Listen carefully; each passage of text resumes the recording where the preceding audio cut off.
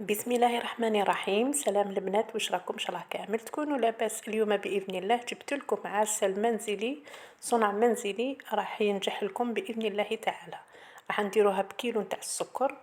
عندي هنايا كيلو نتاع السكر، نقص من كيلو كاس، نعمره مليح، الكاس اللي حبيتو يعني اي كاس عمروه مليح.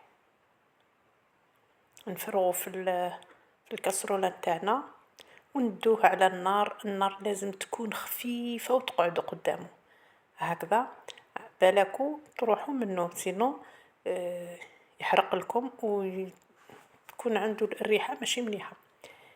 شوفوا هنايا راه بدا يذبال، بقات غير بعض الحبيبات برك نتاع السكر. شوفوا هنايا خلاص ذبال لي كامل كامل. واش راح ندير دروكا؟ رايحة نفرغ عليه 2 كيسان نتاع الماء، يكون سخون، الماء يكون يغلي.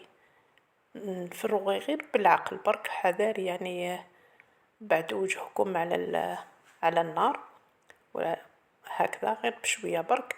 نزيد الكاس الثاني، الكاس اللي كيلتو به السكر هو اللي تقيسوا به الماء. شوفوا هنايا رغما عن ذلك يعني ما حجرليش السكر.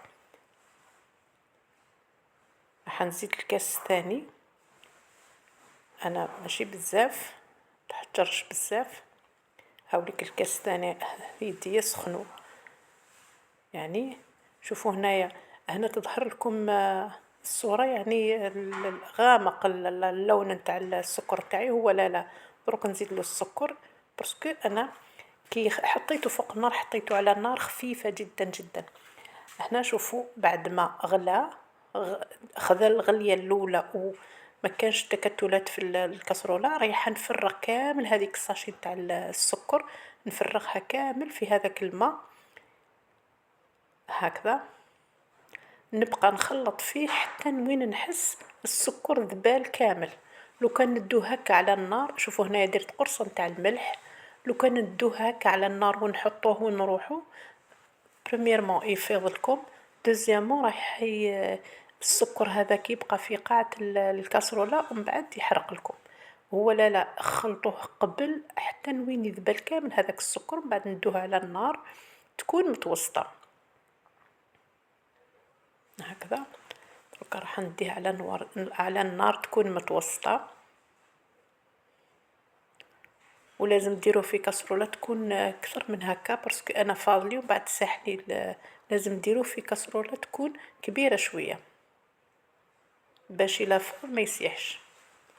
شوفوا هنايا غيرت الكاسرولة بعد ما غلالي، بعد ما غلا خذا الغلية الأولى درت له ربع مغرف صغيرة نتاع لاسيد سيتريك، ربع مغرف صغيرة شوية برك، ومن بعد زدت شوية برك نتاع الشب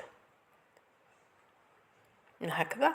ودروكا نخليه على النار تكون متوسطة يغلي حوالي. شوفوا اللون نتاعو كي قلت لكم بلي راح تروح له هذيك اللون الغامقة راحت له.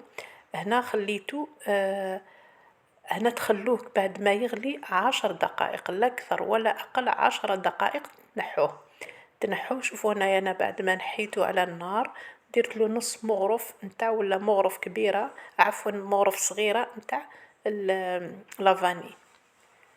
هنا نخليه يبرد. شوفوا هنايا مازال ما خليتوش يبرد، مازال راه خفيف. كي تخلوه يبرد راح يحكم روحه هكا. نخليه حتى وين يبرد، دركا راه سخون. شوفوا هنايا بعد ما برد، شوفوا اللون نتاعو وشوفوا يعني الكثافة نتاعو، ما هو خاثر ماشي خفيف تماما. شوفوا هنايا كي درتو داخل العلبة اللي تدي كيلو، بقالي من كيلو. شوفوا هنايا الله يبارك خرج حوالي كيلو، يعني حوالي كيلو وكاس، الكاس 250 ملي يعني.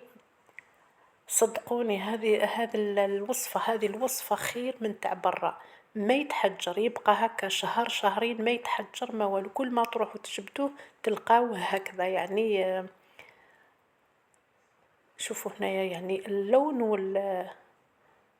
والوصفة رائع جدا جدا جدا. إذن إن شاء الله تجربوه وتنجحوا فيه وما تزيدوش تشروا العسل. السلام عليكم.